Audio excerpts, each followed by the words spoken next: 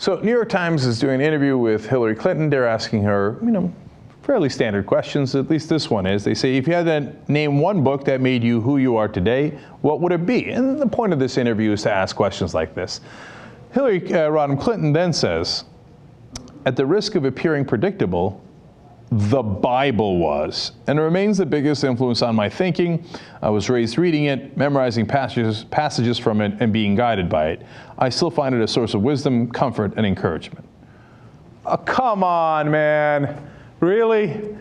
What's your favorite book? The Bible. I love the Bible. I'm a politician. Gee, I wonder why everybody hates politicians. Who really believes Hillary Clinton's favorite book was the Bible? That every once in a while she picks it up and thumbs through it. Oh, how moving. I'm getting so much wisdom from this book. Come on, is anybody really this much of a sucker left in the country that they think all the Republicans who go and sleep around on their wives, get caught on tape, and sleep around with dudes and all that stuff, that they care about family values? And then Democrats like Hillary Clinton who are like, oh, the most important thing in my life is the Bible. Get the... All right, we'll be polite and say, hell out of here. Okay. Now, by the way, who does it remind you of? Another politician who, when he was first running for president, had a similar answer on a different question. Let's watch. What political philosopher or thinker do you most identify with and why? Governor Bush. Christ, because he changed my heart. I think that the viewer would like to know more on how he's changed your heart. When you turn your heart and your life over to Christ, when you accept Christ as a Savior, it changes your heart, it changes your life. And that's what happened to me. Well, two things going for Bush. One, at least he's funnier. Yeah, which philosopher? Christ. Okay, all right, Georgie. The second thing going for George Bush, I actually believe him. I don't believe that he knows a single other philosopher. So when they ask him, he's like, does Christ count? I'll check off 2 boxes right there. Yay, religion! And I got to dodge this question. And yeah, and look, he went to, it appears, AA, and through Christ got rid of his crazy drunken ways. At least I believe him more than I believe Hillary Clinton.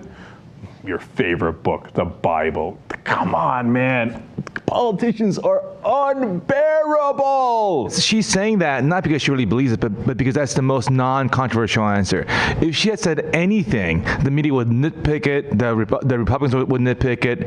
Can you imagine if she said anything else? Pick any book. Pick any book that Oprah Winfrey had on her book list. Oh, liberal, blah, oh, feminist. It would just be nonstop. I know.